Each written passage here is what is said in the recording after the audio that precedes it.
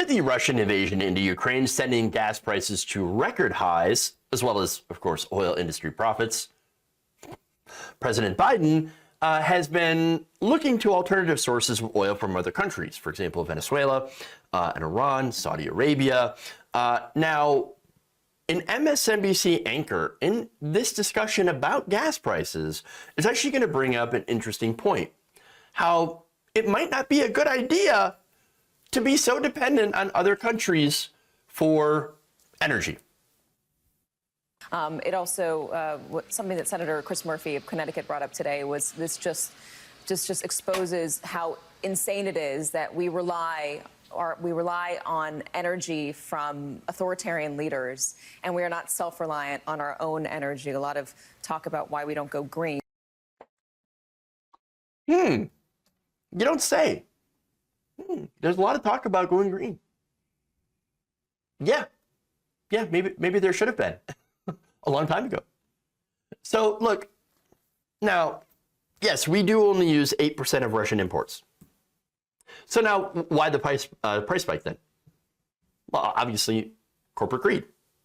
The wealthiest 10 oil companies have together made $46 billion in profits within just the first quarter of this year.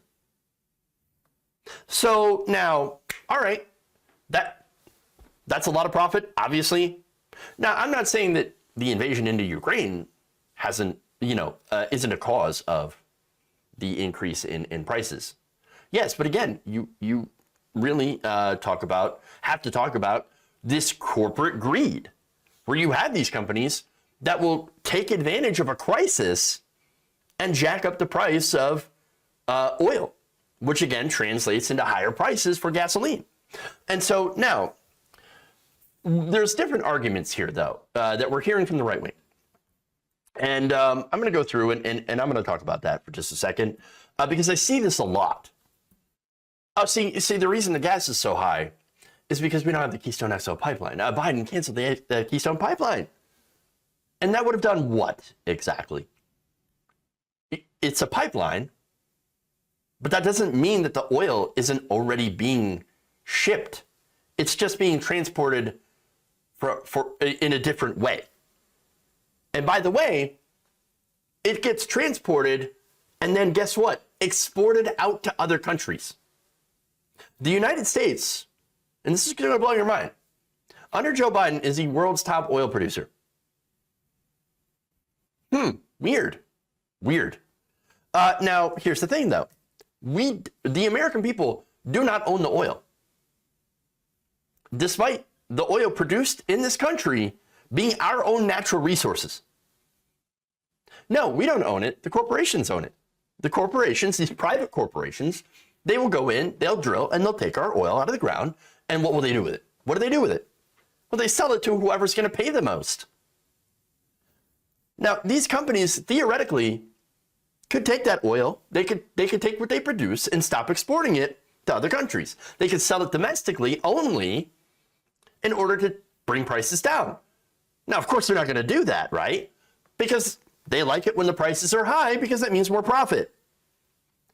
They have a fiduciary responsibility to maximize profit for their shareholders. That's the point. Now, what Biden could do unilaterally, he could do this today, is he could say, okay, we're just going to ban you from exporting. Companies, we will ban you from exporting oil from the United States. You can no longer do that. You have to sell it here. Now, he could do that. Could do that. Could do it today. Could do it tomorrow. Could do it next week. Instead, he's going and asking Nicolas Maduro over in Venezuela. Now, the Iranians being basically ignored by the Saudis. Like, there's an article, a recent article in The Hill, where apparently Saudi Arabia, it's a little salty at Joe Biden, and they refuse to take his calls.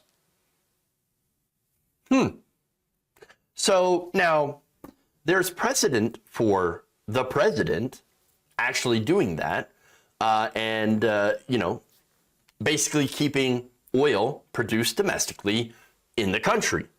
Jimmy Carter did it back in the 1970s. Now, could you imagine, and I'm sure conservatives cried and howled back then, right?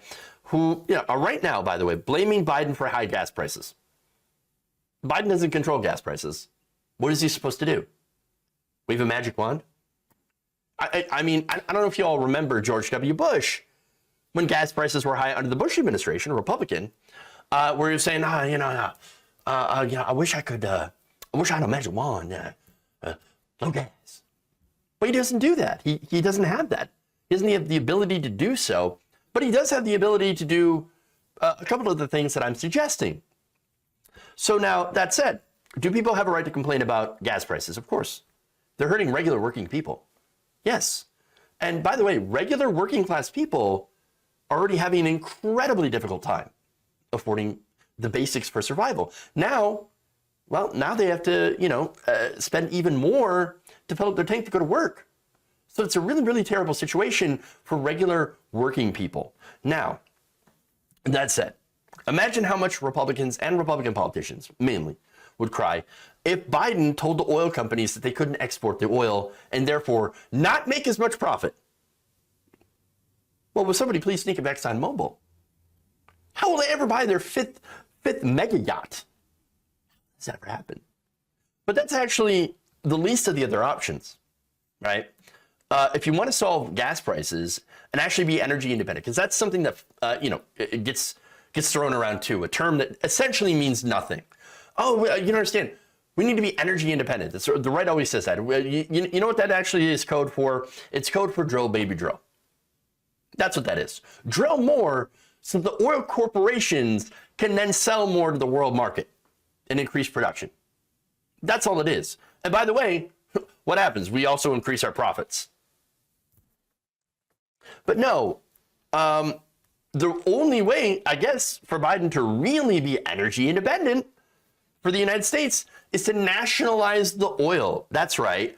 Make the oil, okay, you're talking about American energy. Well, that's literally now American energy. We own it. And now, since the government owns it, well, they can set any price they want. And guess what? Politicians would be incentivized to keep that price low. Nationalize oil. Oh, right. We can't do that, though. You know why? Because that would be socialism. We can't have that. So obviously they would whine and cry so much. Now, the other option here, and I think this is the better option, is to invest in renewable energy. And by the way, obviously you can mix and match here. I wouldn't care. Yes, nationalize oil and invest in renewable energy. In fact, use all the, use all the oil profits and invest that in renewable energy. Wouldn't that be fantastic? Oh, I can see conservative heads explode already. Their hair is on fire. But yes, we should absolutely, regardless, double down on investing in renewable energy. Because, hey, you know what? You can't turn off the sun. You can't turn off solar panels, okay? There's always going to be wind somewhere. And I know this isn't the unpopular position, but nuclear power. Now, of course, nuclear, is expensive to set up, but it's a viable source of energy that actually doesn't add carbon to the atmosphere. And guess what? You don't have to depend on Saudi Arabia. You don't have to depend on Russia. By the way, Saudi Arabia is currently bombing Yemen into the Stone Age. There's a famine going on. People are dying in Yemen. And by the way, our bombs are killing people in Yemen. So, I mean, that right there, if you're actually worried about humanitarian rights, well, then maybe we shouldn't be doing business with Saudi Arabia anyway. But of course, right? But here's the thing. You know how much the price of wind increased after Russia invaded Ukraine? Nothing. No increase. You know how much more expensive it is to get energy from the sun after Russia invaded Ukraine? Oh, right. Nothing. Zero.